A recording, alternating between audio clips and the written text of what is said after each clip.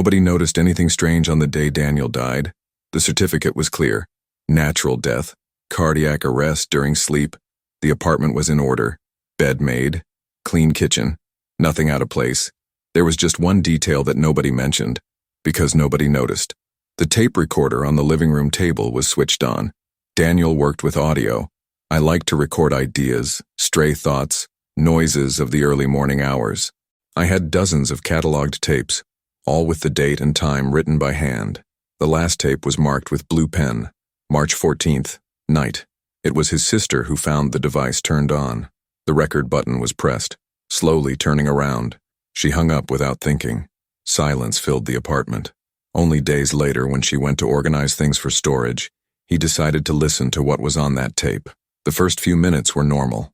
Daniel's voice is low and tired, commenting on trivial things, the distant noise of the street, the click of a glass being placed on the table. Then, silence. Not a clean silence, but that silence was so profound, breathing slowly, of something present. And then, the tape kept recording. Hours after the last sound Daniel had made in his life, the sister thought it was strange. He thought it was a defect, or that he had left the recorder on without speaking. But something about that absence was unsettling.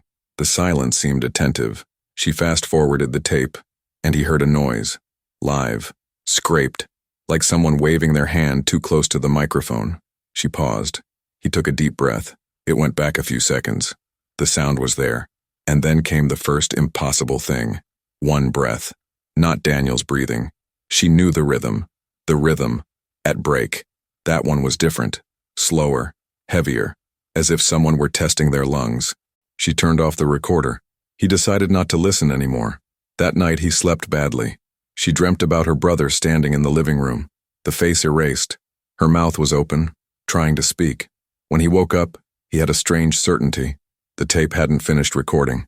The next day he returned to the apartment. The recorder was turned off, just as she had left it. More to Fita. The tape was a few minutes ahead. She hadn't touched it. The counter was marking a new time. She felt a chill in her stomach. He decided to listen again. The silence continued, breathing too. But now there was something else, a rhythmic sound, like steps, very lightweight, very close. She recognized the floor. It was the living room floor. The sound stopped, and then very low, almost blended into the hiss of the tape, a voice tried to form itself. It wasn't clear, it wasn't whole, but it seemed, familiar. It didn't sound like Daniel talking. It sounded like Daniel trying to learn how to speak again. She turned off the device, her hands trembling. In the following days, he tried to ignore it. He tried to move on with his life, but something didn't add up. The recorder kept turning itself on. Always at night, always after midnight. When she returned, the tape had fast-forwarded a few more minutes. She bought a new tape. He placed it in the device. He marked the exact position. He unplugged everything. The next day, the tape was recorded. There was no power. There were no batteries. But there was sound. This time, it wasn't silence. It was a whisper, indecipherable, between words, between attempts. She took the tape to a friend who is an audio technician.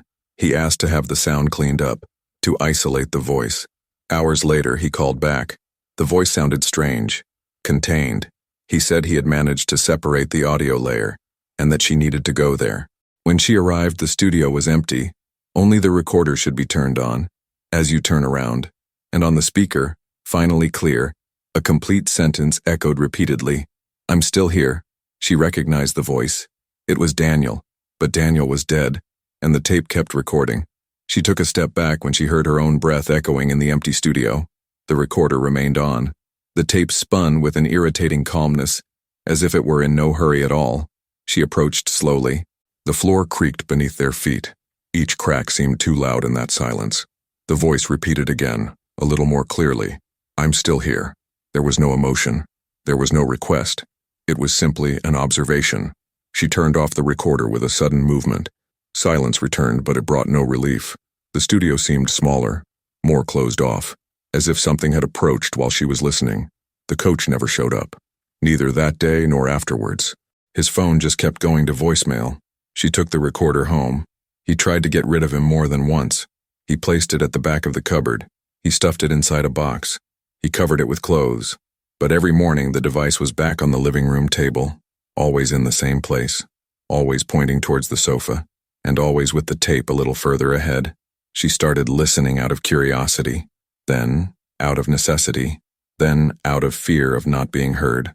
The recordings began to include more sounds, not just breathing, but movements, objects being touched, the sound of the refrigerator opening, from the chair dragging, everything inside the apartment. At times when she wasn't there, on one of the tapes, she heard something that made her sit down on the floor, the sound of footsteps leading to the room, the door is opening, and the bed creaked slightly. She lived alone. Daniel's voice reappeared, not in long sentences, but in pieces. Difficult, cold, dark. Each word seemed to require effort, as if it had been ripped from somewhere deep inside. She tried to answer out loud while recording. He spoke to the recorder as if he were speaking to his brother. He asked if he was suffering. He asked if I needed help. In the next tape, the answer came. Are you listening? It wasn't a thank you. It was an observation, just like the first sentence. After that, the tapes began to change tone. The voice began to narrate things before they happened. Little things. The doorbell is ringing. A glass falling. The light is flashing. Everything happened right after it was recorded. She realized that the tapes didn't record the past. They were recording the present moment, or something very close to now. Daniel wasn't recording memories. I was following along. One night, she decided not to turn off the recorder. He left it running while he slept. In the early morning, he woke up to the sound of his own voice coming from the living room. He recognized every inflection, every pause. It was her, talking in his sleep. When he listened to the tape the next day, he understood. The recording didn't only capture Daniel. He would attract whoever was closest to him. Death had brought nothing to an end. The only thing that had changed was who was holding the microphone. The later tapes began to have longer intervals of silence. But when the voice came back, she felt safer, firmer, as if he were learning. In the second-to-last recording, Daniel spoke with chilling clarity. When you stop listening, I'll stop. She tried to destroy the tapes, break the recorder, throw it all away. Nothing worked. The sound always came back, on another device, elsewhere, in a different format. Last night, she heard something different. Not a voice, but two breaths. One of them, another one behind.